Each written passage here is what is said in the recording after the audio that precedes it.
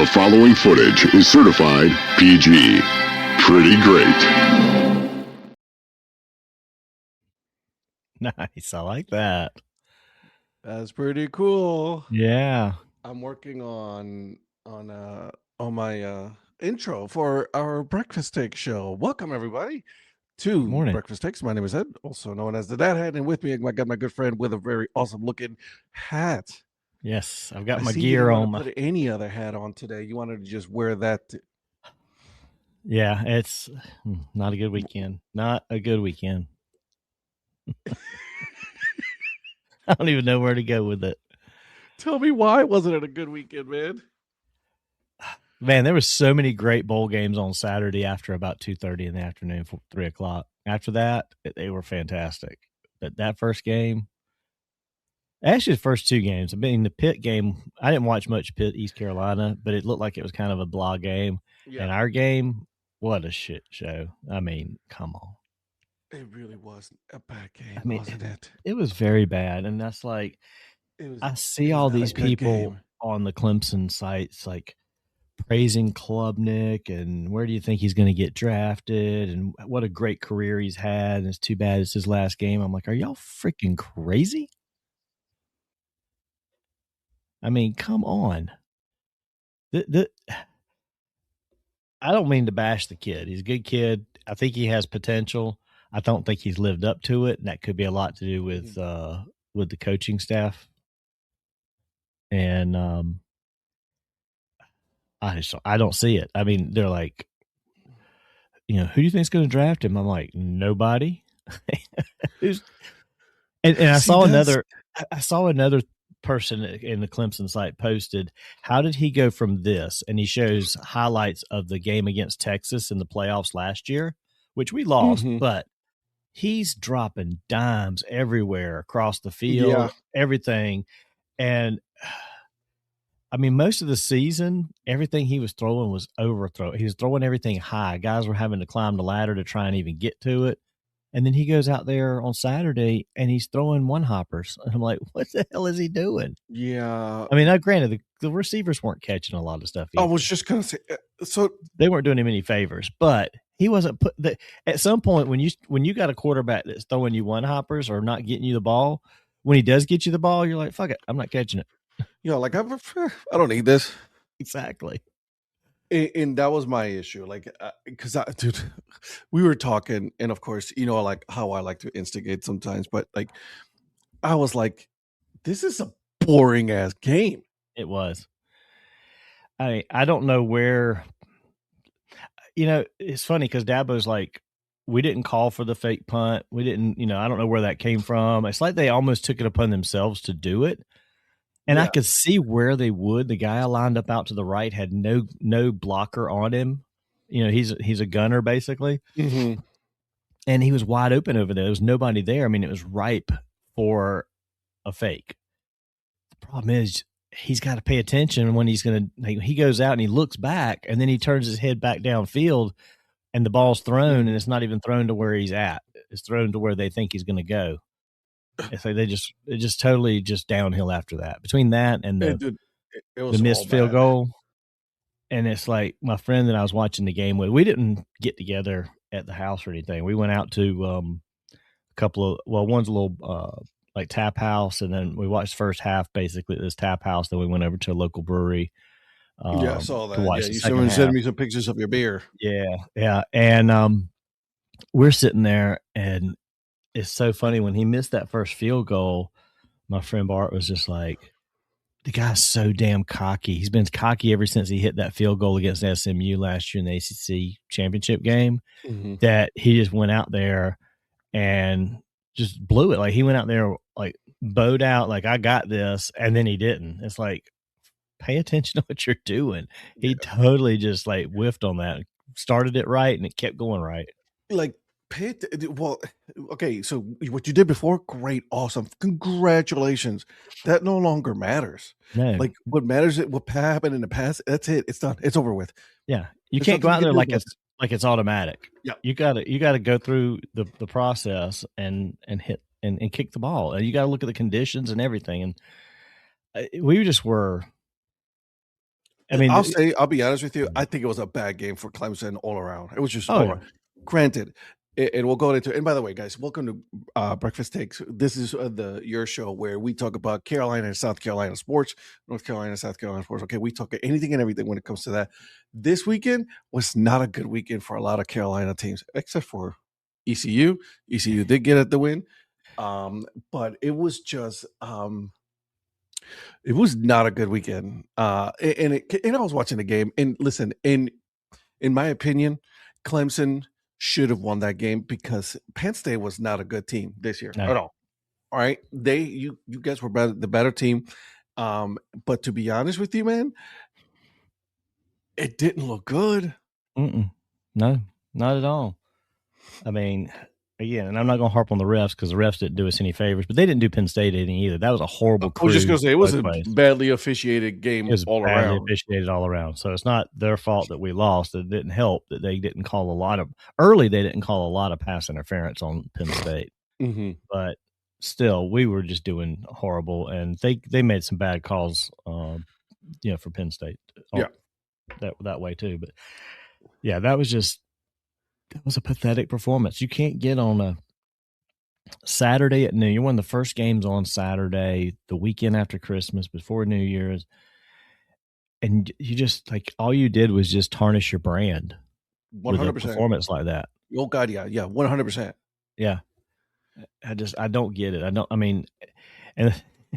the thing is, Dabo is so pissed off on the sidelines that whole game. And my friend Bart's like, who fuck's he pissed off at? It's his fault. He should be pissed off at exactly, dude. I was just gonna say the same thing. I was like, he should be pissed off at himself. Yeah, it's like, what are you? I mean, who's he yelling at? Who's he yelling at? I'm like, well, he better be yelling at Garrett Riley on some of the offensive play calls. He better be yelling at Cade Klubnik. Yeah, and you said this was Klubnik's last year, correct? Yeah. Well, yeah, good, because he didn't look good either. I thought he had another year of eligibility, but apparently he did not, or it was just the way Dabo worded it was, I wish I had him for one more year. He needed another year, but what's going on, Luke? Hey, Luke, he needs another year in college, but with what we got the last few years, it's so Jekyll and Hyde with him. I don't need it. Is it one more year with Clemson or one more year overall in college? You know what I'm saying? Well, Dabo said he wished he had him one more year to continue helping him grow, but he's looking forward to seeing how he, grows on and off the field going forward. Yeah. So I don't know. We'll see. I mean, there's a lot of players that said they weren't coming back if Garrett Riley was the OC. So I'm keeping my fingers crossed. Jesus Christ, that news out today. What a hot mess is going on over there. Yeah. I mean, and the nepotism of hiring a lot of former players as coaches has got to stop. I mean, our running backs are horrible. Our wide receivers are horrible. And I love those guys when they were players, but Grisham and Spiller, they got to go. They're not coaches. They're like, I said to somebody on, or may have even put it on a reply post or something. These guys, they're like the parent that wants to be your friend and not your parent. Like, they don't discipline you because they want to be your friend. Like, come on, you got to be a coach. You got to be hard on these guys. You can't go in there and be like, yeah, I played the game. I played in the league, and I know what to tell you to do to get to the league, and I'm your buddy. No, you're not my buddy. No, not at all. I'm not your buddy. That's not how that works. Right. Okay. Listen, at the end of the day, there has to be a clear separation. There's a head coach and then there's a player. Okay. I get it. You want to be player friendly, which that's understandable. And I get that you want to do that. That's okay with that. Yeah. But no, there's no way you cannot, because this is what you get right here. Exactly. And you lost to a really bad Penn State team, which, by the way, their head coach wasn't there, right? Right. And they have a whole bunch of issues with recruiting, and that's for another discussion, right? For another show. But like, at the same time, I'm like, come on, man. Like, and I was telling you this, right? Because I was watching both this one and the the Military Bowl, the Pitt and ECU game, which, by the way, East Carolina won that one, right? Yeah. That's why I'm wearing the ECU hat today. But like Dabo, in my opinion, and correct me if I'm wrong, but there was no adjustment from Dabo during this game. They kept doing the same thing over and over and over and over and over. I'm like, dude, what you're doing is not working. Yeah. Try something new. And I get hanging your OC out to dry if you're going to get rid of him, and you know you're probably going that route. Which I don't know if Dabo is, but somebody even said like he's just letting him tighten the noose on himself or something like that. I'm like, yeah, but at the end of the day, you gotta for the players, you gotta try to win the game. Like I didn't understand why you don't take Klubnik out unless you got 2 or 3 other quarterbacks on the roster. Are they that bad that you're gonna go down with Klubnik because he's a senior? Like I don't get that crap. I don't give a crap if he's a senior. I don't give a crap if he's freaking Trevor Lawrence. If he's not completing passes, get his ass out of there and throw somebody else in and see what happens. Wake him up. I don't know, but that's an indictment on our quarterback room going forward as well. Yeah, and he better find somebody that can throw the ball. If you don't have anybody you can put in there in a disaster like that to change the game a little bit, spark something, who knows? I mean, we've seen it time and time again where you've had a guy come in. I mean, hell, look at Hawaii. Their freaking quarterback goes down and they think he's got a concussion. It's 4th down. The game's on the line. You got 10 seconds to go in the game. What do? You put your backup quarterback in. What does he do? He throws a freaking touchdown to win the game. Like, come on. If you can't put your backup quarterback in, by the way, to make some plays, that was a heck of a game. But if you can't if you don't have anybody on your roster when you've got a quarterback that's throwing one hoppers to the receivers that can go in there and at least for a series or two, like just wake his ass up. Like, look, if you're not getting it done, we're pulling you. Right. That's my problem. Like, dude, I don't get that. He tries to stick with somebody. He's like, oh, he's got to work through it. He's better. The worst phrase I ever hate to hear a coach say is he gives us the best chance to win. Not right now. He doesn't.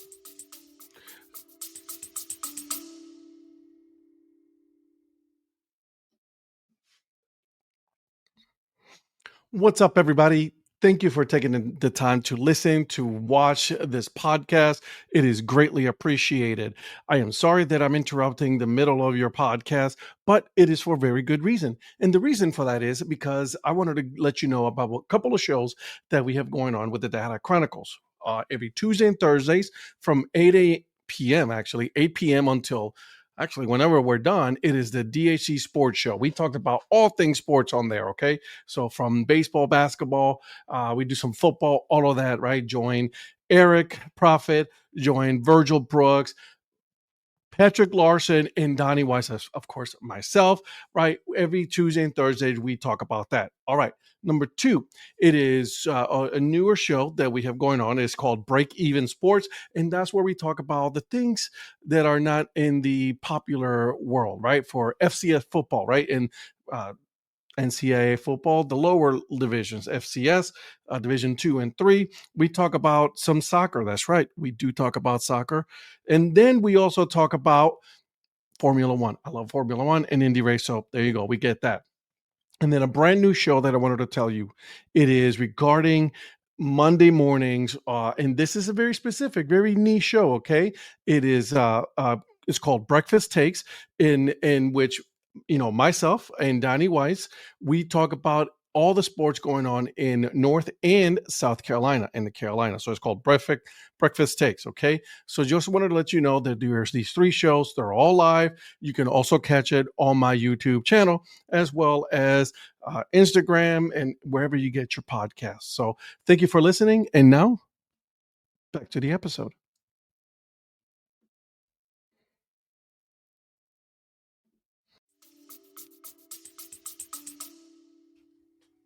You know how I feel about Dabo, so I'm not even going to go into that and I wanted to give you the space to do it because that's your team, that's your alma mater, right? Like that's you right there. That's you.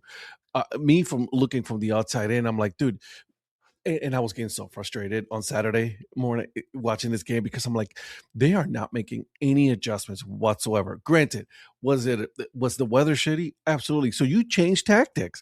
Okay. Yeah. So if you know that you cannot throw the ball during this in this weather conditions, start running the ball, start doing different things, start doing dink and dunks. Don't do the long passes, Yeah. right? Do some play actions and things like that. But you didn't do anything. You just kept going to the same thing over and over, to the same well over and over and over.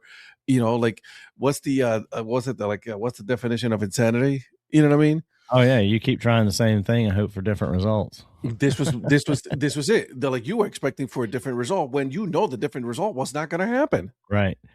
And I've been preaching this for several years. Well, again, I'm going to keep harping on Riley. I'm not going to apologize for harping on him because his play calling is absolutely garbage.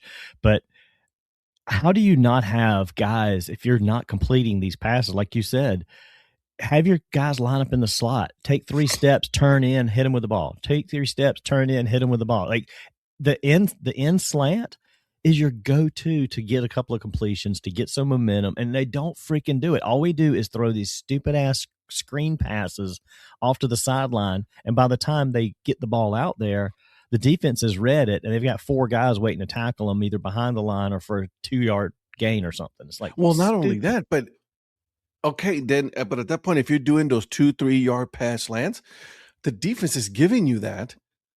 Take that. Take it till they don't. And then all of a sudden, as you line up like you're going to do that, and you send the running back off the other side, and they, you turn like you fake that, you hand off, and you look like you're going to make a quick pass to the right, and the running back's going left. Like, and I know Eric gave me crap because I said this on our chat. It's like, I could draw up 20 plays better than what he's running right now. He's like, oh, look at him. He could, absolutely. I could take a piece of paper right now. I agree with you, because at the same time, you're like, okay, so if the defense is giving you that, not one, you're controlling the pace of the game. 2, you're getting the defense tired. What happens when the defense gets tired? Right? The defense starts making mistakes, and then they start, missing plays. That's when you start attacking. But they didn't do that at all the whole time. I'm like Clemson, and I didn't tell you this, but like when I saw it and I saw it again, I'm like, Penn State's going to win this game, and they're going to win it because Clemson is not changing their tactics at all. They kept doing the same thing over and over and over again. And I'm like, come on, man. And if you have a quarterback that's not throwing you that far, change your tactics, change your game plan. There's nothing wrong with saying, hey, man, this is not working out. Let's change the game plan. That's why you game plan. That's why you make a plan and you said, all right, what happens if this is not working? What do we do after that? They didn't do that at all. Right. I mean, defense didn't tackle worth the crap on some plays too. I mean, the guy, that 183-yard play they had, you had two Clemson guys converge on that guy from each side. Correct. And they basically bounce off of him, and he just takes off downfield. I'm like, how do you not take that guy off his feet? Morning, Patrick. How are you, buddy? Patrick? I gave him so much grief, but Donnie deserves credit for his objectivity. By the way, good morning, guys. Morning. Hey, I say it all the time. I am a reasonable fan. Not so much for Eric, but me. Yeah. Hello from Brazil. All right, now look Brazil? at that. That's cool. Right. Roll Tide. Can't say Roll Tide. Sorry, buddy. That's not going to happen. Not on this show. No. I'm not even, my niece goes to ECU. I didn't even go to school here. You know what I mean? I went up at school up in Ohio. So no, as a Clemson guy, the only thing I can say roll to is roll turd. Roll Tide. That's my chant when I hear that. But thank you for watching. Thank you for watching. Thank you for listening on the show. Appreciate that. Again, like I said, there was 2 games going on at once, which was interesting, right? This is when I really do appreciate having ESPN, the app, because I was watching 2 games at once. The 2 only bowl games that were happening at once, which was that game and the ECU Pittsburgh game. Right. Because the ECU Pittsburgh game was the Navy Marine Corps Memorial Stadium, and Indianapolis was the Gold Bowling Military Bowl. Yep. Right.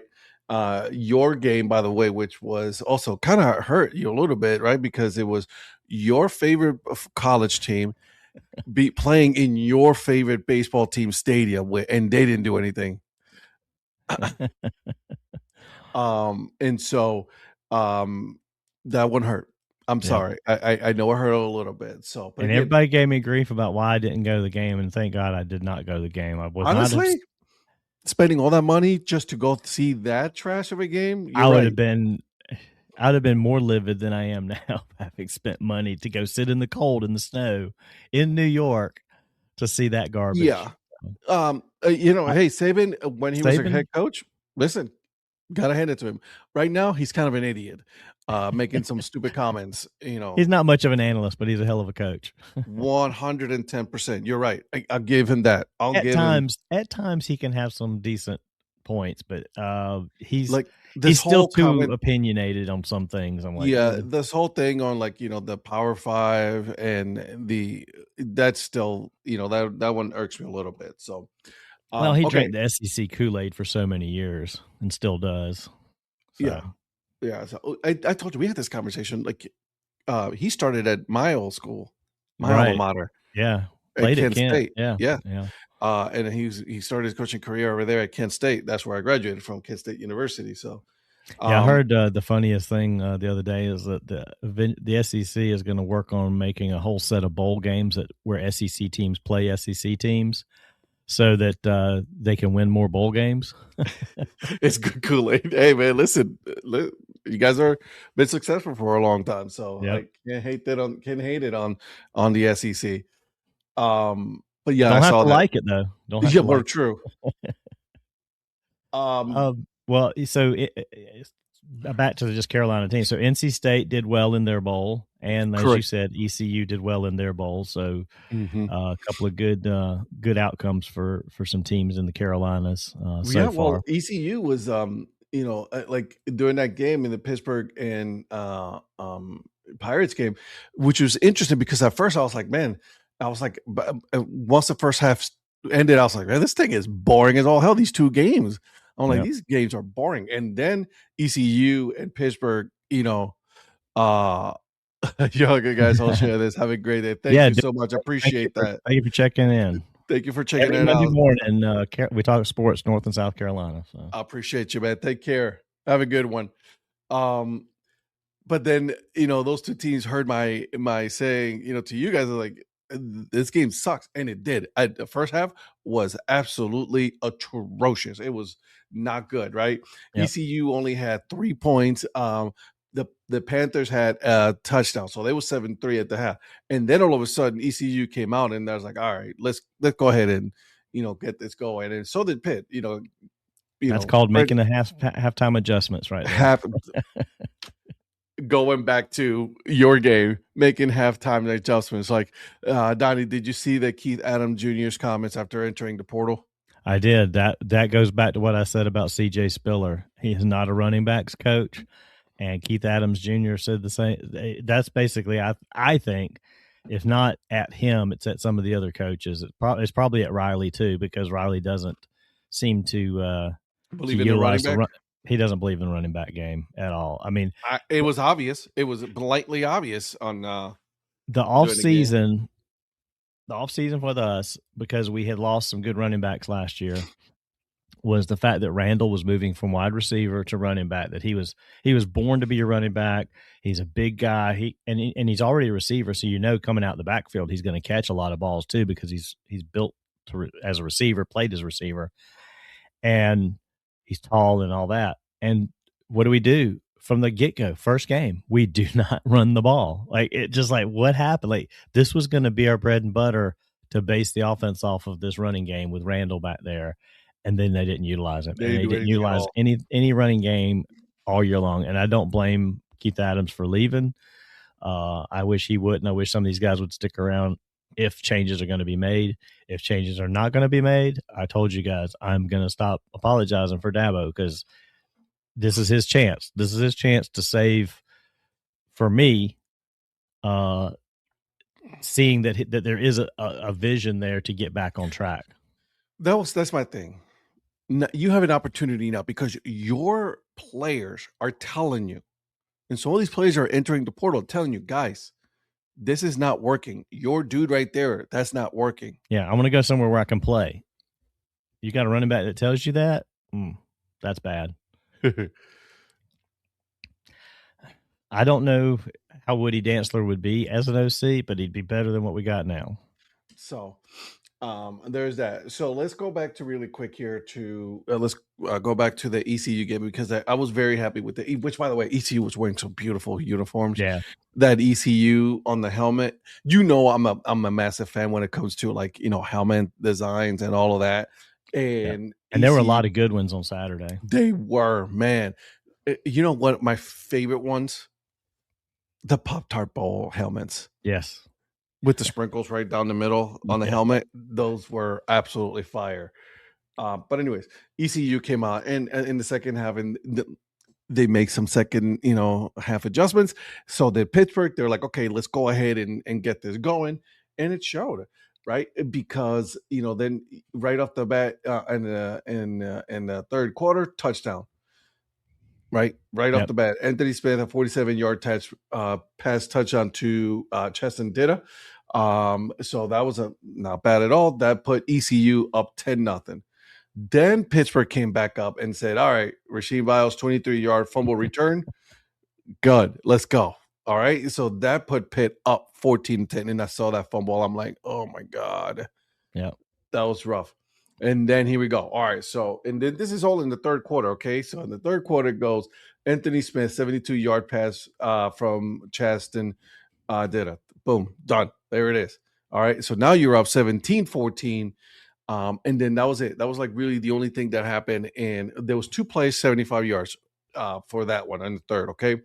And so I was like, all right, cool. Why we got this, right? All right.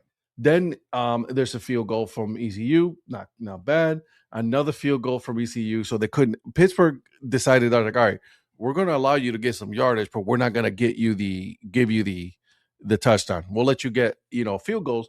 You get field goals. At the very least, you have an opportunity to say, hey, if we score a touchdown, then at that point, then we can go ahead and try to get it closer.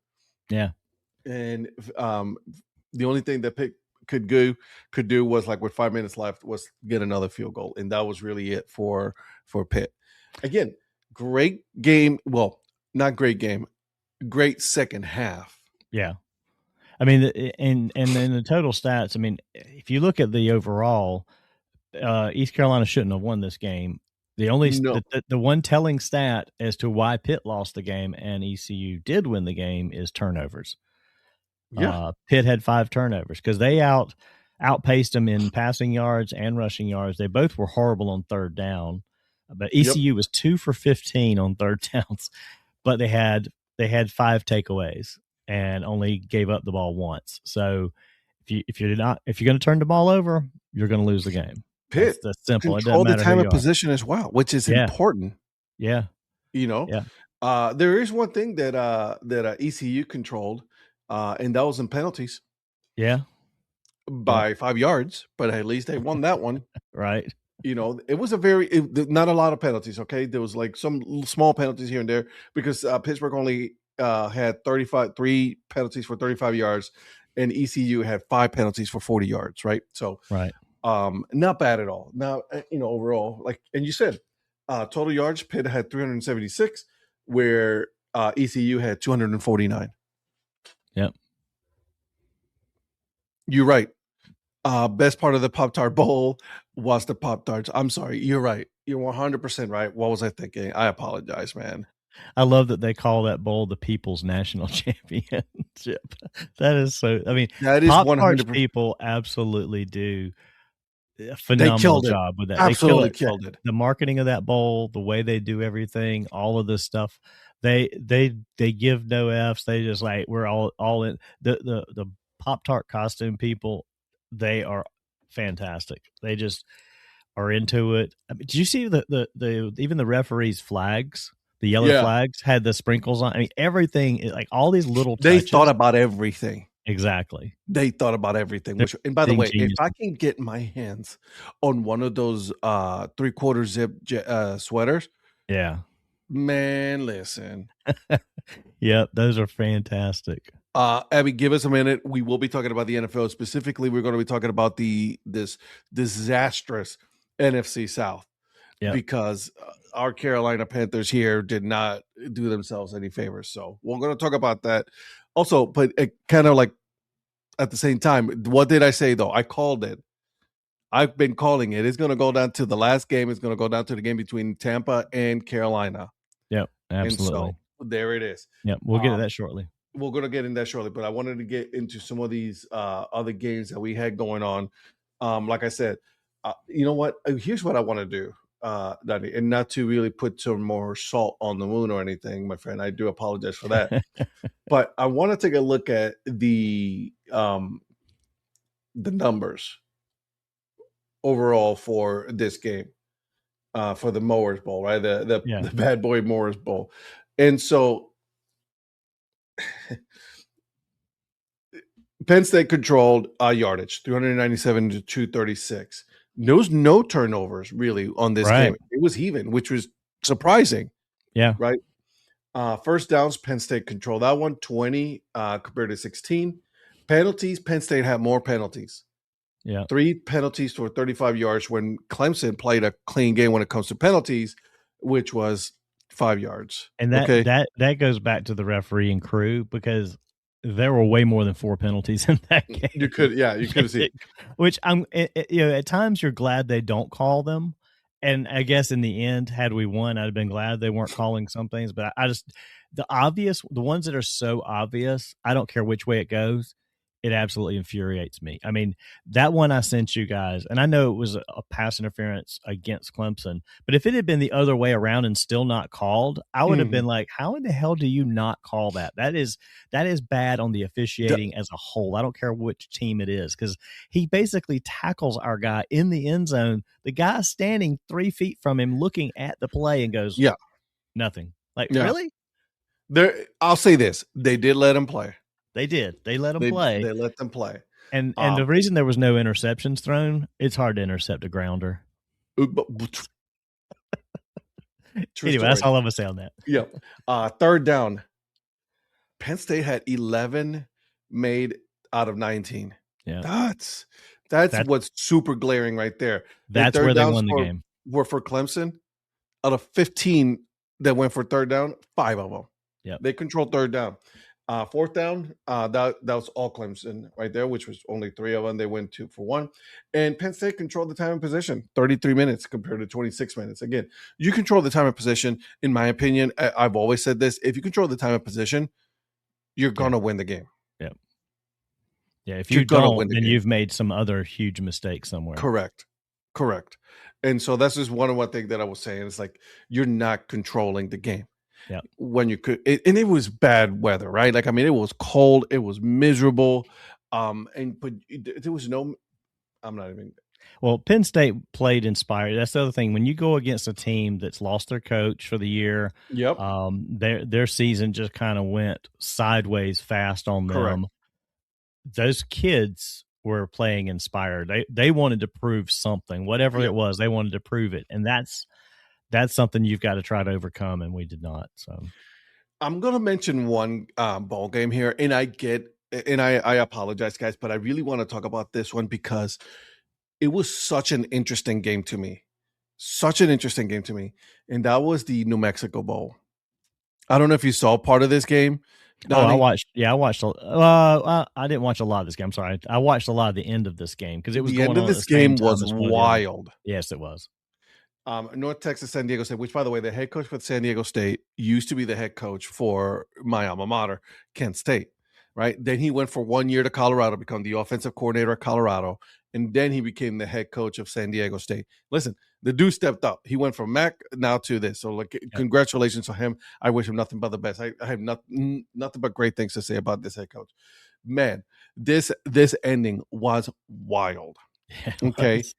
Because their starting quarterback was injured, so that he couldn't play. So they had the backup quarterback. He was playing, but then he got injured. Right? Then they put this kid, and this kid went off. And this is when San Diego went off after that because they couldn't do anything. But congratulations to the Mean Green of North Texas. The fourth quarter was one of the wildest thing I've ever seen. I mean, San Diego State scored 27 of their 47 points in the fourth quarter. They were on the major comeback right there. They were, and you know what? They made it very close. They needed a field goal, but the problem is they made some mistakes on there when they were trying to score that last touchdown that really cost them that, because if they would have scored a touchdown right away, they would have had an opportunity to, do an onside and then possibly at that point, right? And again, there's a lot of things that could have happened, but they wasted a lot of time. And I think that can be cleaned up into going into next year. But they had a really successful year at 9-4. North Texas, their head coach is moving on to another opportunity. He was still able to coach that game and got them to the 12-2, which, I mean, I respect that. Oh yeah. Yeah. I mean, that's one of those things where he's not going to, another team in the conference. He's not staying at the same level and calling that position a better position than the one he's at. He's moving up to a bigger school in a bigger conference, and you can't be mad at that. No, props to North Texas. I mean, at that level as an administrator and as an AD, your guys are going to be sought after for growth jobs, and that's what it is. And you've got to you gotta always be prepared for that. And if you're not, then you're stupid. Right. And unless you're willing to cough up some money, right, to keep the head coach there, eventually that head coach is going to say, hey, listen, I did my best. I did what I could. I brought your team up to where I think it can go, as high as it can go. Good luck to you. I'm going to a better opportunity, which again, you cannot hate on our head coach on that. He did it the right way. Well, and you've got to hope. And a lot of times you have a situation with these smaller schools where you have somebody on that staff that's sort of in grooming for a head coaching position. And a lot of times that's the guy it's handed off to. Like, he doesn't move up with that staff because he doesn't want to be a coordinator or coach at a next level yet. He wants to be a head coach now. Yeah. So a lot of times you got that. Now, that's not always the case. I don't think that's the case here, but there is a lot of times that is the case. Or you also have guys at an even smaller level that are looking to move up to this level. So, and again, listen, we're not saying don't move up. We're not saying go for the opportunities. I'm saying it was done the right way. Yeah, it was done the right way. Absolutely done the right way. Simple as that. Yep. There was the other couple of games. I'm sorry, Patrick, if you are still watching, and I don't know why you're up. This is your day off, my friend. But LSU did not play. They played okay. Sorry. They lost to Houston. The Kinder's Texas Bowl. I don't know what this meant, but Well, Kinder's is a sauce, like a sauce company. I have several sauces. They make some really good stuff. So many names. I know, it's crazy. Virginia, ACC right there. Yeah. That was a good game. It was a low scoring game, but that was a good battle actually for that one. So why at the Pop-Tarts Bowl it said BYU's QB eats Georgia Tech's Pop-Tarts for breakfast. I guess because they were winning. I guess they were. Although they weren't early, but they came back to win in the fourth quarter of that game. So true. So but back to the Houston LSU game real quick, because Houston's been overlooked this year. Their defense is a beast. I mean, I picked them to beat LSU in this game because I just didn't think LSU is a very good team overall. And it was funny, LSU, they had Lane Kiffin up in the booth interviewing during that game. That. And then they made a big deal about the fact after he did the interview, he left the game. It's like, why would you not sit there and watch this team that you're taking over and these players in person? Like, you're just like, yeah, I popped in, did my interview, I'm out. And then I'm out. But listen. Just the optics of that are bad. I don't care who you are. The optics of it looks bad. Just stay there, dude. Stay there. That's your future team right there. And again, you don't want to be a distraction. And if you don't want to be a distraction, stay up in the stands. In the stands. Yeah, the booth. I mean, there's got to be a box up there. You just sit up in the box and you just watch this team and study what they're doing, and if there's any guys that are coming back, what they're doing. So, I mean, anyway, That was actually a pretty good game overall, because Houston is so much better than anybody give credit. Yeah, they are 21st in the country right now, right? I mean, they're 10-3, brother. 10-3, right? We're talking about two teams already that are, top 25. We were talking about the North Texas, who is 12-2 and is 25th in the country. Then you got the Houston Cougars, who is 10-3. Listen, and if we go look at the time of possession, Houston controlled it, and it was big. 38 minutes compared to 21 minutes. And Patrick, you're right. LSU blew it. No excuses. Absolutely. 110%, right? 32 first downs for Houston compared to 17 downs for LSU. All right. Total yardage, 437 for Houston compared to 344 for LSU. LSU only had one turnover, and that was it. That was only a turnover.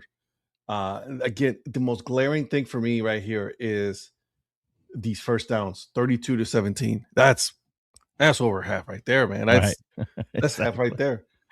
Exactly. That's insanity. Penalties was horrible. All right. This goes to coaching, down to coaching. Okay. So listen to this. LSU, 9 penalties for 95 yards. Yeah. Compared to Houston, who had 4 penalties for 29 yards. Van Buren hasn't impressed me. Yeah. I wonder what he's. And listen, again, we're talking about a current team. We don't know what's going to happen now with Lane, right? What Lane's going to do, who he's going to bring, transfer portal and all that. We haven't gotten into that whole situation because we don't know. We just don't know who's going to be. Like everybody is saying, I was like, oh, this player's. Although I have been seeing so many. This player's going to the transfer portal. This player's going into the transfer portal. This play. I'm like, Lord Jesus, like, what is going on? And I know how you feel about this. Yeah. Even coaches getting penalties. Agreed. So, that was it's not a good game. No, not a good game at all. But you know what wasn't also a good game either? The Sunday game. The Sunday games. Two games specifically, right? Because here's what needed to happen, right? Let's still a little background. Like last Monday we talked about this. Is like it really is upon Carolina they win the division. That was it. Like that's all they needed to do, right? And they were at home and they needed to win the division. That's all they needed to do. Again, it was against Seattle, right? In Seattle, we've been talking about Seattle's defense is top 5. They are a really good defense. I'm not saying anything bad. I knew it was going to be a tough one. But when you go into the game and you look at what's going on, you're like, why aren't they playing better? Yeah. Right. I mean, the weather was kind of miserable, but these guys are used to that. It wasn't as bad as a lot of other games can be or were. But you should see the Cleveland-Pittsburgh game. That was a crappy game, right? Weather-wise. But you had the Seahawks on their heels to start the game, and you didn't put them away. I mean, and a lot of that has to do with their defense, not letting Bryce do anything. But when you had the Seahawks not making plays offensively, and you kept getting the ball back, you've got to capitalize on that. If I'm a defender because our defense got worn out, and that's why the second half was just that was it, and got out of control. Yeah, absolutely, 100%. Like you knew that, like as soon as like the defense got tired, they were going to start making mistakes, which they did. Yeah. Have you seen the numbers for Bryce Young? I have not. I haven't looked specifically at the box score on that. Let's see. All right, so let me do it. 14 for 24, 54 yards. 1 interception, did not throw a single touchdown. He got sacked twice, and his rating was a 45. Yeah, that's bad. That is not good. Granted, Sam Darnold wasn't better either. Sam Darnold was 18 for 27, 147 yards, 1 touchdown, 1 interception. He got sacked 3 times for 22 yards, and his rating was 77. Yeah. You got to capitalize on a bad day by Darnold, and they didn't do that. I mean, Charbonnet is what killed them. I mean, the running game. Charbonnet ran I all got over that so place. sick of hearing Charbonnet. It was like a waiter was bringing another glass of Charbonnet to the table. It's like, come on. 2 touchdowns. He scored 2 touchdowns. But he was. I mean, yeah. It just was crazy. I mean, we just didn't have anything going. We couldn't get the running game going. Again, props to Seattle's defense on that. Dowdle, 59 yards on 12 carries. Bryce got 1 rushing touchdown. That was a pretty good play in itself. But Teteroa McMillan went out, I think, with an injury in the game, and that didn't help either. Mm-hmm. Just the passing game was just non-existent, really. It was not good. No, not at all.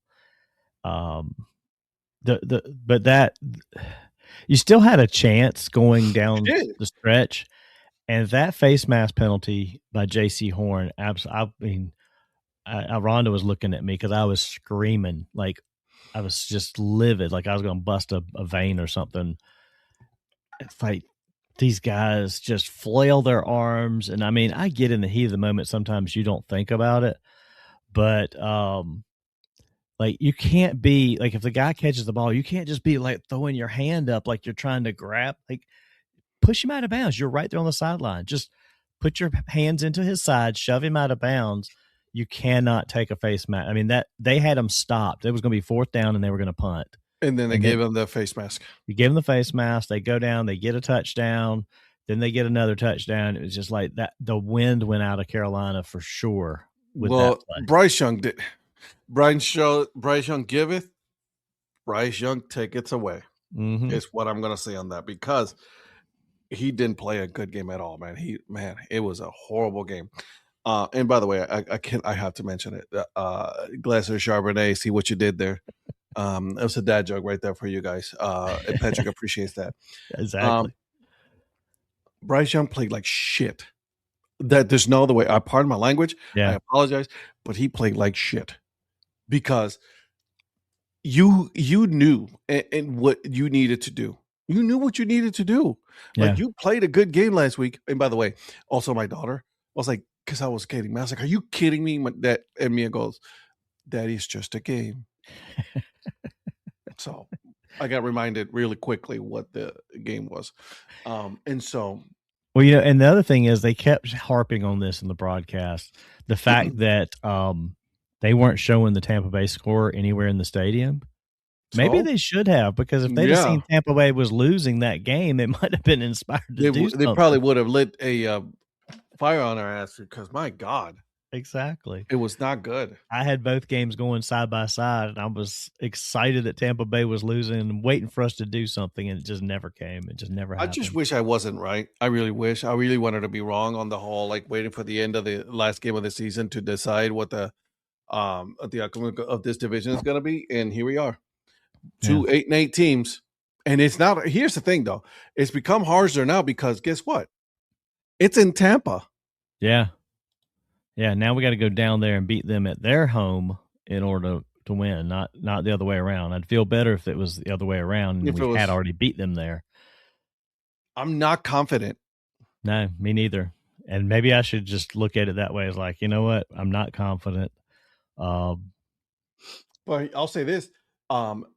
Miami showed up for that Tampa game, Battle Florida, because Miami scored 20 on Tampa. They, for the most part, I got to hand it to Quentin Ewers. Quentin Ewers was 14 for 22, 172 yards, right? He threw 2 touchdowns, did not get an interception. He was sacked twice. Excuse me, but his rating was 118. Then you go over to Baker Mayfield. Baker Mayfield made some mistakes, but you know how Baker Mayfield is. Baker Mayfield is a gunslinger, right? And so he went 33 for 44, 346 yards. He averaged 7.9. He got 2 touchdowns and 2 interceptions. And that was his mistake right there. So his rating was 93.6%, which, again, not bad if you consider who the person is. Right. And so the fact that Tampa is 7-9 and has a 54% chance to make the playoffs versus Carolina, who is 8-8 with a 46% chance is wow, 110%. How insane is that? That they're giving a higher percentage to Tampa over Carolina. I don't understand that.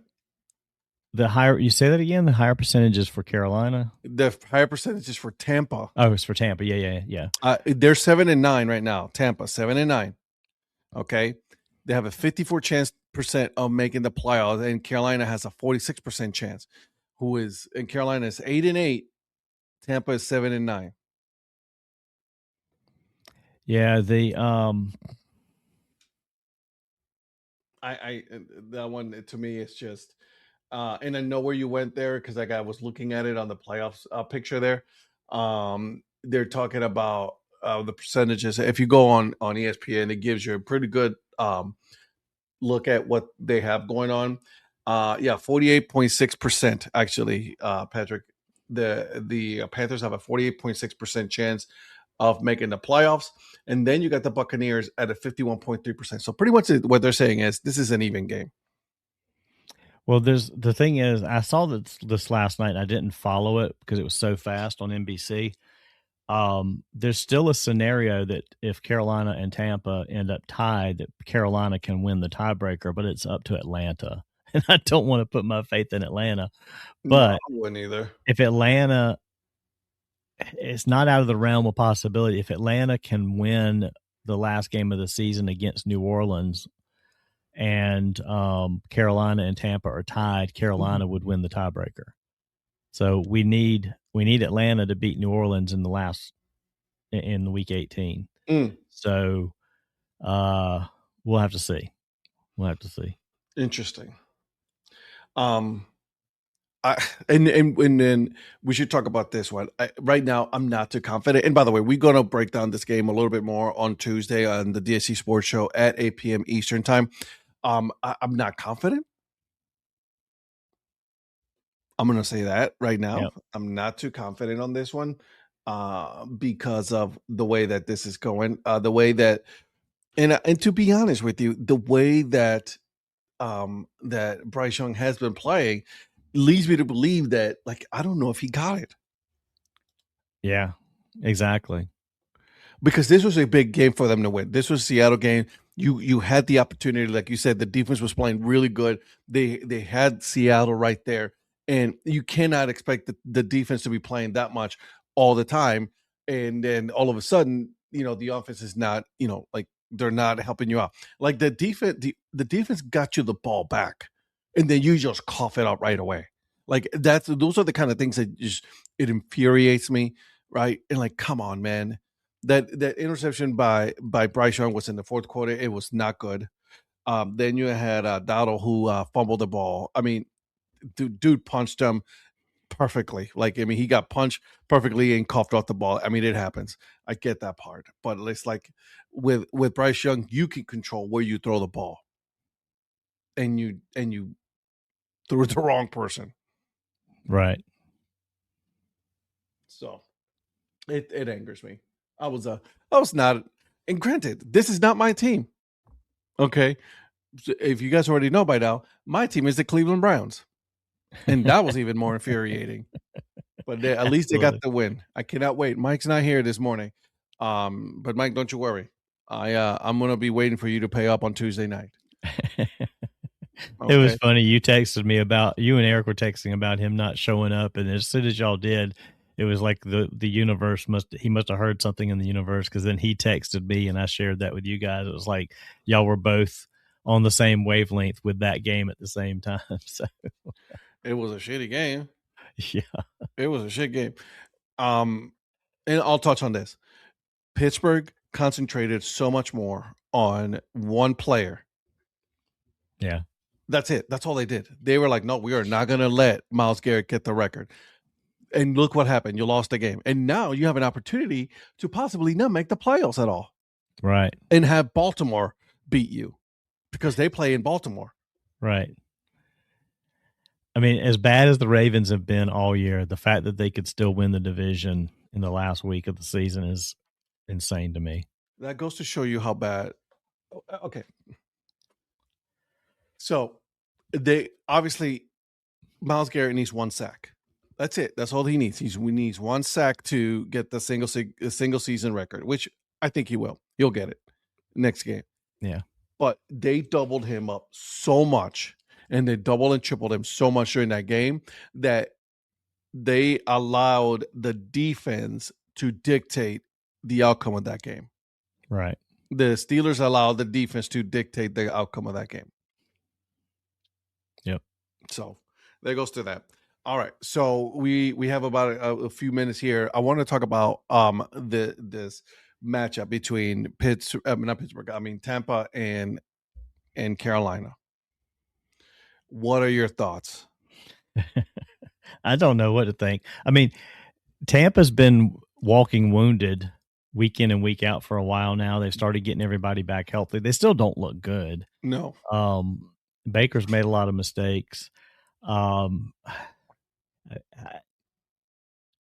want to say I think we've got the better defense, but we can't make stupid mistakes on defense and let them get easy plays. I mean, you got to control Mike Evans. He's always the Carolina killer as well. Mm-hmm. So we've got to control Mike Evans, and our defense has got to control the pace of the game. And then, like we say with Bryce, I mean, Bryce can't lose the game for you. He may not win it. I mean, I know he's got some comeback wins. We don't need a comeback scenario. We need to get out, get ahead. Yeah, we don't need a comeback scenario in Tampa. We need to get ahead and stay ahead early in this game. I mean, we got to get Dowdle running. I mean, the weather hopefully will be good because it's in Florida. We won't have hopefully any weather issues to deal with, and hopefully our Teteroa is going to be okay, and we just got to get on track offensively. We cannot make mistakes. Man, you can't go into this game as a player like so hard pressed that you've got to win it. I know they got to win it, but you can't go into it thinking we got to win it. You got to go out there and just play a clean game. Yeah. I don't know if we have it in us. We'll see. I'm fingers crossed. If they win it, great. If they don't, well, then they've had a good season, but it'll also be sort of a falter here at the end on what could have been a better thing. First round in the playoffs, they're probably going to get beat. So I don't know who they play, but it's like you got to at least make the playoffs, win the division. At least that's an accomplishment. They're playing on Saturday. Okay. Their game is on Saturday. Carolina at Tampa. They're playing at 4:30 on ABC, ESPN. Okay. So that's what they have. And so the line is right now, they're giving Tampa the 3 points. Okay. So that's a pick 'em game basically because they're getting pretty much 3. exactly. Yep. So they're giving Tampa the 3 points right there. So it's 50-50 from what they're saying. I agree with you. I think if Carolina's defense is going to be the key for me, like if they're able to dictate the outcome of the game, I think the Carolina wins. Yeah. But again, that's an if, right? It's a big if because we have been able to see like we saw they were playing really good, but then you had the offense not do anything. They was very anemic this Sunday against Seattle. And again, Seattle's defense is good, guys. It's top 5. I'm not taking anything away from Seattle's defense. In the last, I think it's like 2-3 years, Seattle traveling East Coast, they're 9-2. Yeah, it was funny because y'all pick on me and I get picked on for the fact that I bring up teams traveling east for a 1:00 game. That it's a thing, and it's like it's not a thing. It is a thing, but Seattle has figured it out. And what vindicated me was that even Ian Eagle said, "Well, Seattle wins another east, traveling east 1:00 game." Like he wouldn't bring it up if it wasn't a thing. Seattle is on its own. They are on their own. They've broken the code. Yep. So not some of the other teams. If you were to and I'm not going to hold you to this, right? I mean, because we haven't made our picks yet, but like if you were to make a pick, for this game, who would you got?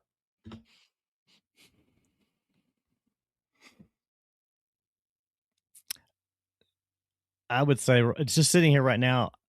Hopefully, with a lot of hope in my heart, Panthers 17-14. Okay. I don't think it's going to be a high-scoring game. It's not a shootout. I mean, it could also be one of those weird scores because of field goals or something. I mean, like a 15-12 or something weird like that. Who knows? Yeah. But it's going to be something around that. And I hope that that's what it ends up being, that we hold them to 10 to 14 points max and we can outscore them. So I like it. I think it'll be decided by a field goal. Yeah, absolutely. And I think it'll be a less than 3 point. Yeah. Like it'll be a field goal to win by 1 or 2. Either way. I agree. The way that these two teams have been playing, and again, listen. Or it could be a 13-10 win. It's like 10-10 boring ass game all day long and a field goal at the end. So yeah. Right, exactly. And listen, I think, and again, please don't take this as like, Ed is throwing the flag on Carolina's season already. But they've had a really good season compared to what they had the last couple of years, right? They have been in the toilet for so long. Trust me, I know what that looks like. I'm a Browns fan. Carolina has, with Canales, I told you this, right? Canales is a really good head coach. He's done an absolutely wonderful job with what he has to work with. I'm not a fan of Young. Neither are you. Nope. I think, they hold the number 18 pick in the draft as of right now, right? Yeah. They need to do a little bit of a better job in the offensive line, but then so does a lot of other teams this year. Offensive line has been the key for me that I've noticed this year. That has not been a good thing. But coming back to this game is, I'm gonna give, if I was to pick right now, I give Tampa the edge a little bit right now. They got Godwin, they got Evans. God, what's that kid? Their running back. Is it White? No, not White. No, the Bucky Irving. Yeah, right. They got some good weapons, right? Yep. And the key is right now is Baker Mayfield is a better quarterback than Bryce Young. Yeah. Why even with throwing all of the interceptions with Baker Mayfield, I got to give the edge to Baker on that one. Yeah, I mean, he's got the experience. He does. He's been in the league longer, and he's got more weapons. So yeah, it's just a matter of controlling him, defensively controlling him, and controlling the run game. Also, I think Baker has kind of like a extra grind against Carolina. He did get released by them. You know what I mean? Yep. He never really got an opportunity in Carolina. Yeah. This will be the third week in a row, although we played Baker. This will be the second game out of 3 in a row that Baker or Darnold, who were both with the Panthers at the same time, play against the Panthers to finish the season. It's crazy. And then they decided to stick with Young. Yeah. So. And listen, congratulations to both Sam Darnold and Baker Mayfield. They've both gotten some good contracts out of it, right? Yep. Up in Seattle and then up down in Tampa. And I'm happy for both of them. Congratulations on that. I just wish Bryce Young was better, man. Like, I mean, but anyways. His ceiling is where he's at right now, in my opinion. Maybe a hair more. He might have one step left to get there, but it's not. He doesn't have a big ceiling beyond where he's at, in my opinion. So as of right now, and again, this is just my opinion is going to probably change. Yours is probably going to change as well. But as of right now, you got Carolina, I got Tampa, and I think we both agreed it'll be by less than 3 points. It'll come down to a field goal for this game. Stay tuned. On Monday, we will break down this game because this was going to be on Saturday. This will be the deciding game for either Tampa or Carolina. One of them will go on vacation. The other one will be preparing to host a playoff game in the NFC. So congratulations, both of them, guys. Make sure you follow both the mayor and myself. We are on all of the socials. Make sure you hit the subscribe button on the YouTube channel so that way you know when we're dropping new shows and things like that. So thank you again. Danny, any parting words, my friend? Just hope that this week's better than last week. So Amen. I mean, the only thing I got left is the Panthers. Clemson season's done. We're winding down to the football. Looking forward to the bowl games, although Tuesday's bowl games are not looking So promising. But we'll have some playoff games coming up here over the week, and we'll have some other things to talk about next week with heading into college football championship or the next round of playoffs and all that mess. So correct. So tonight, actually, we have one. We got the Birmingham Bowl. We got App State playing Georgia Southern. I mean, that could be a pretty decent little game. Yep. Tomorrow, we got Coastal Carolina going against Louisiana Tech in the Radiance Technologies Independence Bowl. And then I don't have a lot of hope for Coastal in that game, by the way. No. Then you got the Music City Bowl, Tennessee and Illinois. That should be an interesting one. And then the Alamo Bowl, USC against TCU in the live from the Alamo Dome. Sorry, I apologize. So those are the games that we have Tuesday and Monday. So today we have one, which is the Birmingham Bowl, which will be at 2 p.m. From Birmingham, Alabama. Guys, thank you so much. We will see you guys on Monday. Make sure that you turn on later on tonight for the Break Even Sports. We are going to be having a special guest. We are going to be talking, and well, not we. You guys will be talking about a lot of wrestling. I won't be. I'm not going to be there tonight, actually. I'm not going to be there tonight. But okay, so you won't be there. I won't be there, but I can't add to the wrestling. My wrestling knowledge goes back 45 years, and there's much more exciting wrestlers to talk about since then. So. I have no clue. None whatsoever. I'm with you. So we'll see. Thank you, guys. We will see you guys on Monday at 8 a.m. 6 a.m. 6 a.m. Wake up, Ed. I know. I'm still tired. We'll see you guys. We're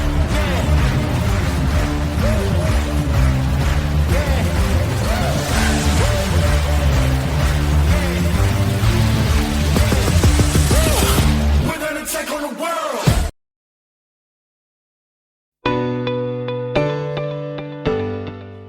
This podcast is part of the Curved Brim Media Network.